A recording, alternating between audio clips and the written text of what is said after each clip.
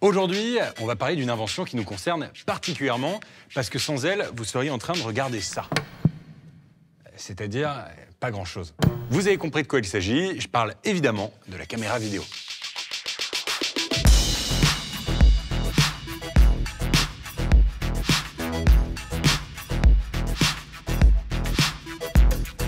Salut à tous, bienvenue sur Déclic, la chaîne dédiée aux esprits ingénieux. Aujourd'hui, les caméras vidéo sont partout, dans nos portables, dans les rues et même dans les stades de foot. Sans elles, pas de Corée sur les réseaux sociaux, pas de vidéos de chatons et encore pire, pas de chaîne Déclic.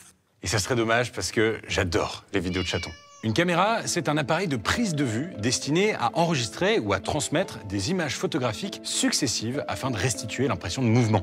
Oui, une caméra n'enregistre pas à proprement parler du mouvement, mais plusieurs images par seconde qui en donnent l'illusion. Aujourd'hui, certaines caméras, comme la Phantom 12.1, enregistrent jusqu'à 1 million d'images par seconde. Mais pour en arriver là, il a fallu des siècles d'innovation. Aussi surprenant que ça puisse paraître, c'est pour observer le mouvement des oiseaux que l'un des premiers ancêtres de la caméra vidéo est né. En 1882, Étienne Jules Marey, qui est un médecin et physiologiste français, décide d'étudier le vol des oiseaux. Problème, il est impossible de décomposer le mouvement exact de leurs ailes à vitesse réelle. Pour y remédier, il met au point une invention qui va ensuite inspirer toutes les autres, le fusil photographique. Bon, heureusement, le design a bien évolué depuis, sinon prendre une photo, ça aurait pu ressembler à ça. Alors, comment ça marche? Le fusil permet de capturer 12 images par seconde grâce à un barillet entraîné par un rouage d'horlogerie. Une fois développées, les images disposées circulairement semblent s'animer grâce au phénakistiscope. Ouais, bon, j'arrive pas à le dire. Une machine qui recrée l'illusion du mouvement, exactement comme ce couple qui danse. Et à partir de cette invention, tout va changer.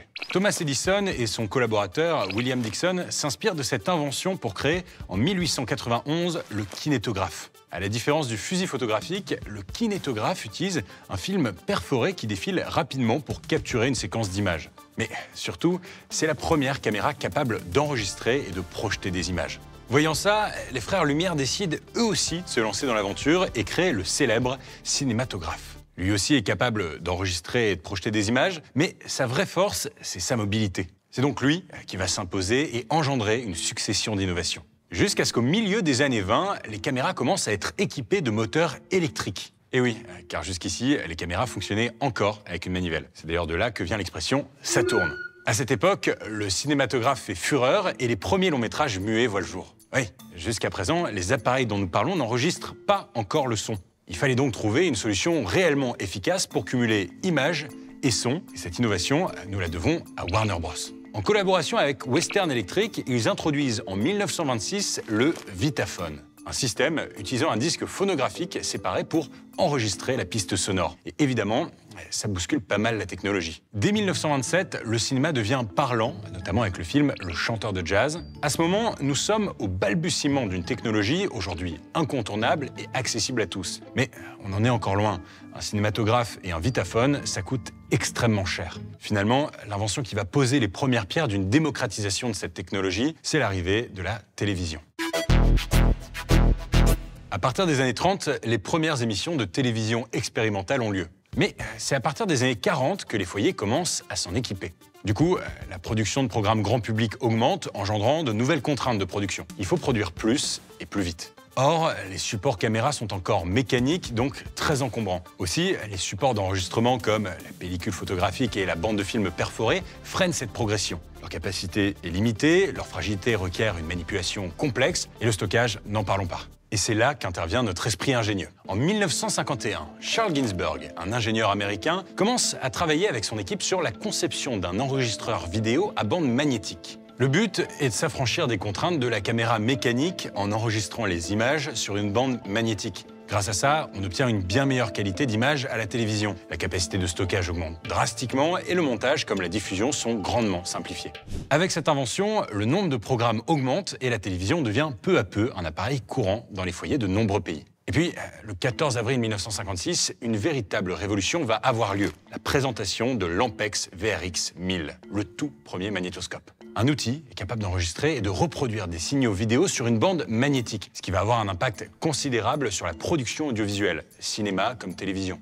Bon, le seul problème, c'est que vu son prix, c'est pas encore à la portée du grand public. Et oui, à sa sortie, il coûtait quand même 75 000 $, ce qui fait 830 000 $ aujourd'hui. Dans les années qui suivent, précisément en 1965, ça y est, le commun des mortels peut enfin commencer à s'essayer à la réalisation avec le format Super 8 développé par Kodak. C'est à cette caméra qu'on doit la plupart des souvenirs de vacances de nos grands-parents. C'est la première caméra destinée au grand public, mais elle présentait pas mal d'inconvénients. D'abord, elle n'enregistrait pas de son. Et puis, pour regarder leurs images de vacances, nos aïeux devaient faire développer les bobines de film. Ce format n'utilisait pas de bande magnétique, mais un film argentique plus fragile.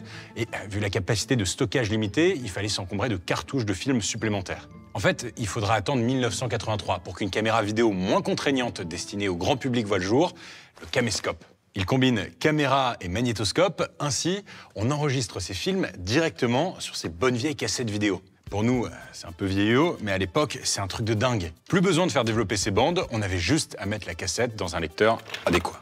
À partir de là, la caméra vidéo se démocratise et commence progressivement à envahir les foyers. Et avec des cycles de renouvellement grand public de 6 à 12 mois, la technologie évolue hyper rapidement. Les cassettes vidéo sont peu à peu remplacées par des cassettes plus petites, permettant d'avoir des caméras moins encombrantes. Puis, à la fin des années 90, le numérique débarque. Plus besoin de cassettes, on remplace les bandes par des fichiers. Et à mesure que les capacités de stockage augmentent, la qualité des enregistrements grandit elle aussi. Jusqu'à ce que dans les années 2000, une autre invention vienne tout chambouler, le smartphone. Avec lui, fini les caméras encombrantes. Désormais, elles tiennent dans nos poches, toujours à portée de main. On n'a plus qu'à filmer et partager. Année après année, modèle après modèle, les caméras des téléphones s'améliorent. Et depuis 2010, plusieurs types de caméras vidéo novatrices ont vu le jour. Je peux vous citer la caméra 3D grand public qui, avec son système de double objectif, permet de reproduire la perception de profondeur, ou encore la caméra 360 degrés pouvant enregistrer simultanément toutes les directions, puis les combiner en une seule vidéo panoramique. Et encore, ça, c'est pour les particuliers. Parce qu'on utilise des caméras dans tous les corps de métier. Avec l'aide de caméras miniaturisées, les médecins peuvent explorer le corps humain sans l'ouvrir. Elles nous aident aussi dans le domaine sportif, dans le secteur éducatif, avec la possibilité de faire des cours à distance. Et associée à de nouvelles technologies comme l'intelligence artificielle, la caméra vidéo est désormais capable de prouesses comme la reconnaissance faciale, qui d'ailleurs en passe d'être utilisée pour tous les prochains grands événements sportifs. Attention tout de même à l'avenir à ne pas sombrer dans les dérives d'une telle technologie. Oui. Qui dit caméra dit surveillance, voire malheureusement dans certains cas, hyper-surveillance. Et vu qu'on utilise des caméras de plus en plus petites, ça va devenir compliqué de les détecter. Une start-up américaine travaille sur un prototype de lentille connectée intégrant un système de réalité augmentée. Avec un écran minuscule, les informations viendraient se superposer à la vue du monde réel. Et pour ce faire, elles intégreraient une mini-caméra. Oui, nous serons donc peut-être un jour tous équipés de caméras directement dans nos yeux. Qui sait, peut-être que là je vous filme.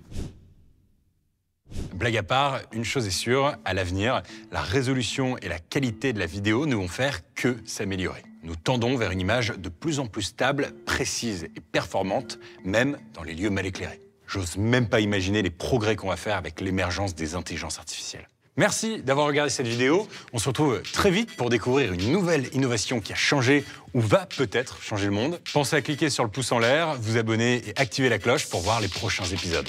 Salut!